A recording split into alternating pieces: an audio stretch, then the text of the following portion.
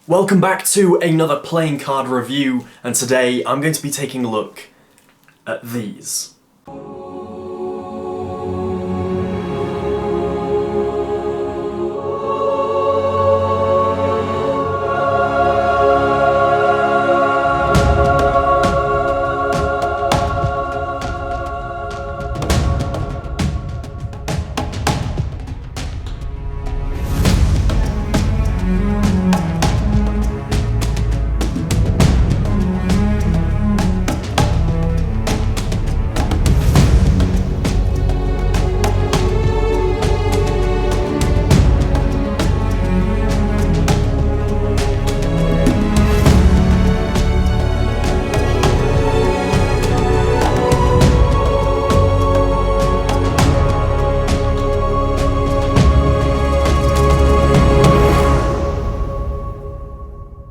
That intro, by the way, was made entirely using objects that I found in my kitchen, so just proving that you don't need a huge budget to make some awesome looking B-roll.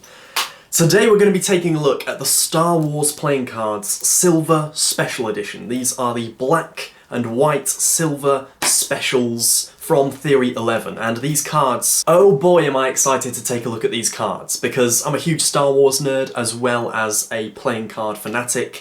And so having Star Wars playing cards, having the original two was good enough, but I feel like I'm being spoilt with these two as well. So in this video we are going to take a look at the two new ones, the Silver Special Edition ones, and we're also going to be comparing them to the original blue and red. If you saw my last video, you will know that I got these from thecardin.co.uk, so if you want to pick up playing cards, that is where I get my playing cards from. This isn't a paid endorsement, I'm just telling you that's where I get them from. When they teased this deck, I thought it was almost too good to be true. I was like, surely we can't be getting more Star Wars cards. That's just not possible. That's impossible! Wow, okay, so take a look at the back of the box right there. This is technically the back of the box, even though it looks like the front because it's got the name and everything. The box actually opens this way. You'll notice the seal is right there. And on the seal, once again, we have Join the Rebellion. This is basically a recolor of the blue one. So this is the light side deck, obviously, the white one. And I've looked at this pretty closely, and as far as I can tell, it is identical. So along the side, we have Luminous Beings Are We? And we'll focus on the white one just for now. I'll do a comparison later on. We have Luminous Beings Are We? And May the Force Be With You. Obviously, there it is. And then at the bottom, Disney, Theory 11, all of the logos that you will need. And across the top, do or do not, there is no try. Again, these quotes I looked at in my last Star Wars review at the red and blue ones. If you want to go and watch that video, I think it's my most viewed playing card review. So people seem to love these cards, so no wonder they've made two more decks, because I can almost guarantee that these were some of the most popular Theory 11 decks ever made. So rightfully so, they've done more versions. So yeah, let's crack this open. Let's not wait any longer. So we've taken a look at the box, and now for the faces of the cards. These are going to be the same faces that we're used to. So if you've seen my other review, you'll know what these faces are. I will quickly go over them. We have Dio and BB-8 for the Jokers, and if you've watched my other review, you'll know what I think of these. I think the Jokers should have been R2-D2 and C-3PO, personally. We also have, on the Ace of Spades, this is a brilliant Ace of Spades. Wow, I'd forgotten actually just how good it is. It is an X-Wing being lifted out of the swamps on Dagobah, and we have a little Yoda there as well. Some people in the comments of my last review were saying it's a shame that Yoda wasn't included. He's on the Ace of Spades, very, very small, just at the bottom there. On the Jack of Spades, we have Boba Fett. On the Queen of Spades, we have Queen Amidala. And on the King of Spades, fantastic, that is obviously Darth Vader. And then on the Ace of Diamonds, we actually have Slave One. And then you get to the diamonds. For the Jack, we have Lando. For the Queen, we have Rey. And for the King, we have Old Man Luke Skywalker. Again, I've given my opinions on all of these faces in my last Star Wars review, which seems like ages ago. I think this room was completely different. So weird that was that long ago. It feels really recent. For the King of Clubs, one of my favourite cards this. This is, of course, Darth Sidious, Emperor Palpatine, the main villain of Star Wars. I just love that card. I think that is so well done. Couldn't be done better, actually. So yeah, there we go. That is Emperor Palpatine, and... oh, sorry, one second.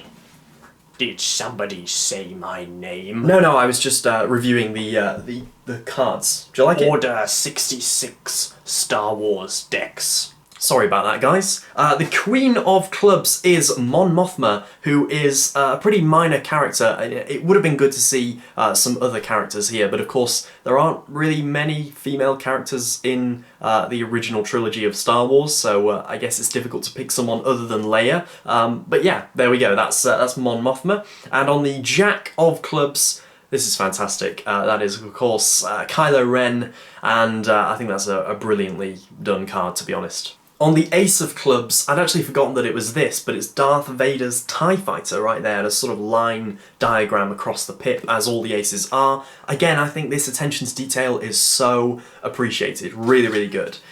King of Hearts, in my opinion, the weakest card in the deck. I just don't think it looks really that much like the character. It looks more like Old Man Luke, but it's Old Man Obi-Wan Kenobi, of course. And then Queen of Hearts, fantastic. We have Leia. And again, the only criticism about this card is that her hood is up, so you can't really see the iconic Leia hair. But even without that, it still really looks like a young Carrie Fisher. And then finally, Jack of Hearts is, of course, Han Solo. And what is on the Ace of Hearts? I'd forgotten. Oh yeah, of course. The Millennium Falcon right there. Brilliant. The ad cards, in case you're interested, we have just a sort of Theory 11, pretty generic card. And then we have a very, very Star Wars card, which is the Disney card. And finally, the back design of this deck, which is going to be the only thing that separates the light from the dark, is white. And although the Light Side of the Force deck is my favourite when it comes to box art, I think that's really, really good with the bold and the embossing and the silver. When it comes to the back design itself, I don't think it stands up as much as it does on the box, just because without the embossing and the silver, I don't know, it just looks a little bit weak to me. When it comes to the design, it's not quite as bold. Although, to be honest, I'm really nitpicking here. I think this is a fantastic deck of cards. It really, really is. So, let's take a look at the Dark Side of the Force deck. Even though the only thing really that's going to be different is the back design. So, if we take the cards out, just one quick look at the box again, we have this striking artwork. The black and the silver just go together so well. So on this side we have Now I Am the Master, then The Power of the Dark Side. Across the top, The Force is Strong is written across the top of the box, but on the seal itself it says Defend the Empire. Then at the bottom of the box, obviously the logos, the generic logos they give you, and here, the back design of the Dark Side I really, really like. You have the top half of the Death Star, and then the lower half of the circle is the window of the Emperor's throne room, and just merging those two images together. Plus you've got the lightsabers and all the really powerful symbols. I think it's so good. Across the inside of the tab you have, again, Darth Vader's TIE Fighter and the words, I have you now. Again in that striking silver. I feel like I'm going to be saying striking a lot, but it really is. I mean, that is the word for it. When you look at this, it's so eye-catching. Oh, brilliant. And the back design is less of a black and more of a sort of steely grey, I guess a sort of silver. This is, of course, the silver special edition, and I think that is an interesting decision. I don't know whether black would have looked better, but I think it really, really works. And you can tell straight away, not only does it look sort of like a classical deck of cards with the two circles, but it looks very Star Wars, so they've managed to sort of merge those two styles together really, really well. Again, faces are the same, and then you get to the ad cards, and they are the same also. So now it's time to compare them to the red and the blue original Star Wars playing cards. I think I forgot to show you the inside tab of the light side deck, so I'll just show you that quickly. That just says stay on target, so that's obviously like the trench run happening. Sorry that I forgot that small detail. So here we go. All four Star Wars decks, and together, I mean, those four colours are just perfect, aren't they? Are they not the colours of Star Wars? Red and blue and black and white. Can they make two more decks? That's what I'm asking now, because they've made, because they've made these, now it just gets you thinking, what's next? Because these are going to be just as popular, if not more so, than the predecessors. So can they do a trilogy of pairs of decks, like Star Wars is always in trilogies? Can they complete this trilogy? And you know what? I think they can. I'm going to make a pretty daring statement here, a bit of a prediction. I think there will be 2 more Star Wars decks from Theory 11, and I think that will round off the trilogy of pairs of decks. And my only complaints really, and again this is nitpicking because I think it is a fantastic deck of cards, but just to give some balanced criticism, I think it would have been interesting to see some different characters as the court cards, because there are so many characters in Star Wars, they could easily have done another deck of characters. But as it stands, I think they've done a magnificent job of not just having a recolor, because I do have a problem with decks that just sort of drop the back design into Microsoft Paint and change the colour with a few clicks and then sell that for more money. This isn't that, because look at that box. Look at that box. Time and thought has gone into it, and yeah, I think they've done a masterful job. These 4 decks are something that I am absolutely proud to have on my new deck display and on display forever, because I want to keep these cards, you know, as a Star Wars fan. I think they're really, really good. And let me know in the comments what you think of this deck, whether you're a Star Wars fan or you just like playing cards. Let me know in the comments, what would you do in a Star Wars deck?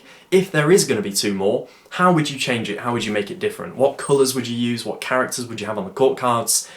Get creative in the comments, and I'll be sure to reply to as many as you as and I'll be sure to reply to as many of you as I possibly can, as I always try and do here on this channel. So yeah, thanks for watching, hope you enjoyed the intro, and make sure to click the thumbs up button down below if you did enjoy it. You can also subscribe to the channel if you are new. I do videos where I talk about playing cards and Magic, and sometimes I teach Magic, and talk about all that happens in the Magic community. It's a fun time, so if you enjoyed this one, you might enjoy ones that I make in the future. Thanks for watching, I'll catch you in the next one, and may the Force be with you.